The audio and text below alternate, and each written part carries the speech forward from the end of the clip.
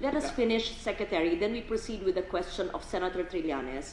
Please always be guided to answer through the chair. Answer the chair and the commission. Thank you. Yes, Madam Chair. Thank you again. I confirm the receipt of the February 10, 2017 second supplemental opposition of Senator Trillanes last night at the DOJ.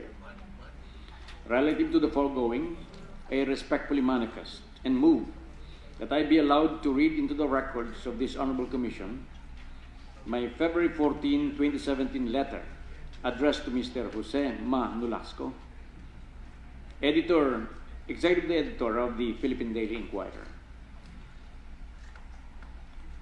Which article or which editorial was attached to the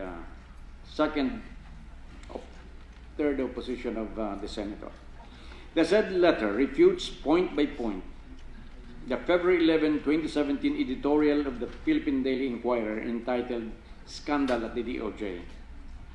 My motion is anchored on the fact that the second supplemental opposition of Senator Trillanes made reference to the editorial referred to above.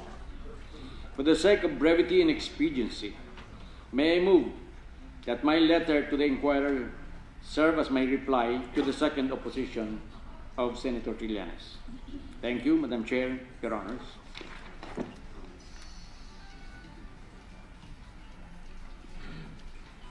Mr. Jose Maria Nolasco, Executive Editor, Philippine Daily Inquirer. Reply to the February 11, 2017 Philippine Daily Inquirer editorial entitled Scandal at the DOJ. Dear Sir, relative to the editorial referred to above, I, the undersigned, respectfully request that my reply to the same be published to afford me the opportunity to rectify any error or misconception raised therein. I believe that the Philippine Daily Inquirer's motto, balanced news, fearless views, likewise grants me the opportunity to present my side. Verily, I respect your fearless views, but let me balance your news. Foremost, I categorically deny that I uttered the words you attributed to me about the drug lords and criminals. It is either I've been misquoted or words have been placed in my mouth, because I distinctly remember saying that criminals, drug lords, drug pushers are not humanity. I did not say that they are not human, but you could not equate these drug pushers as humanity. In other words, these criminals cannot be equated with humanity. I can only guess at the motivation of the ones who deliberately misquoted me and of the ones who were part of reporting such untruths. Anent my alleged purported role in the disappearance of Wally Sombero, I take a very strong exception to your editorial statement that Aguirre allowed Sombero to fly to Canada for medical reasons. Foremost, the facts you reported are erroneous. I never allowed Mr. Sombero to fly to Canada or to anywhere else outside the Philippines. Sombero is the subject of a December 16, 2016 Immigration Lookout Bulletin Order, or ELBO, which I issued against him and the other personalities involved in the alleged Fontana Jaclam bribery case. A copy of the said ELBO is attached herein for your reference. A perusal of the same will readily show that there are certain duties and responsibilities that an immigration officer should perform if an individual under ELBO attempts to leave the country. It is apparent that the pronounced duty of making sure that a person subject of an ELBO is monitored lies with our immigration officers and not with the office of the undersigned. We can only act on such attempts to leave if our attention is called by the immigration officer on duty. Unfortunately, such was not done in this case. Procedurally, the only time that you can actually say that I allow the person under ELBO is when I issue an allowed departure order, or ADO. An ADO is what is issued to Senators Laila de Lima when she asked to be allowed to travel abroad several months ago. For the record, I never issued any allow departure order, ADO, to Mr. Sombero. I reiterate that the immigration officer on duty did not call our attention in violation of the ILBO.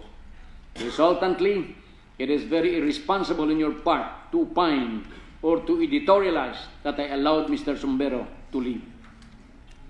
Be that as it may, I wish to inform your good office that upon being informed of such incident, I immediately met the officials of the Bureau of Immigration and ordered them to conduct an investigation on the potential liability of responsible parties. As of this writing, the fact-finding report of the incident is now with the DOJ technical staff for appropriate and expedited disposition.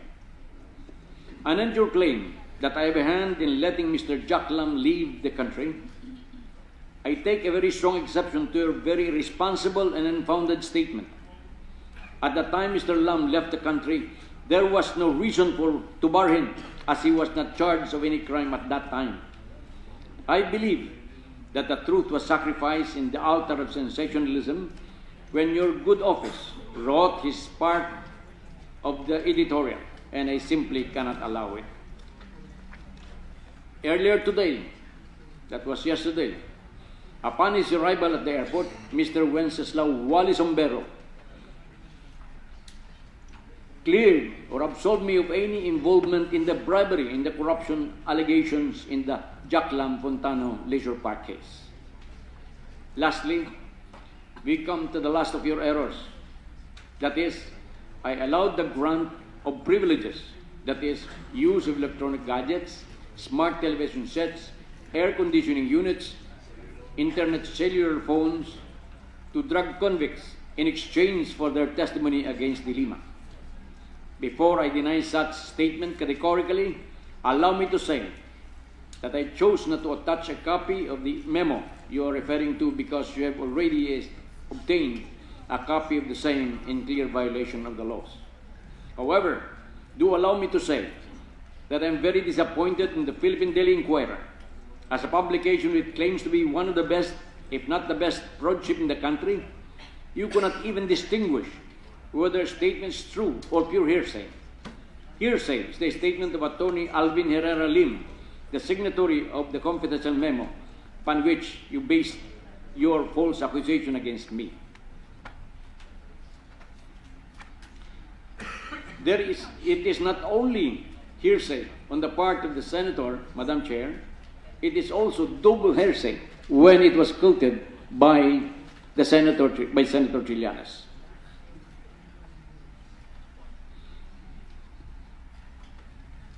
May I go to the memorandum that was the basis of Secretary De Lima and Senator Trillanes' accusation against me. This memo for the did not reach my office until Secretary De Lima, Senator De Lima, Please proceed. told about the thank you, Mr. Chair, told about this the press about this, the existence of this memorandum. I have not read this when Senator De Lima announced this to the public. This to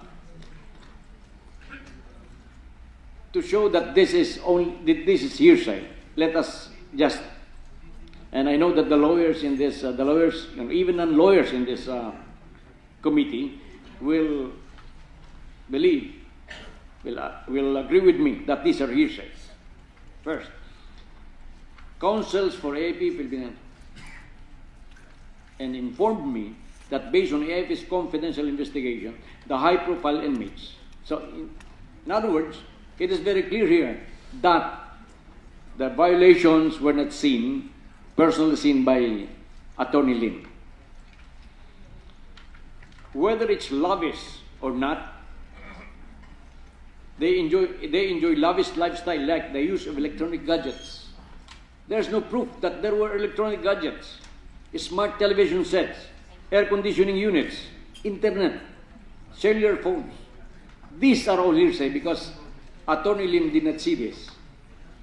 When press corps, and I continue, when pressed for comment, elements of both PNP and Bucor invoke that they are just following express instruction of the Honorable Secretary Vitaliano Aguirre.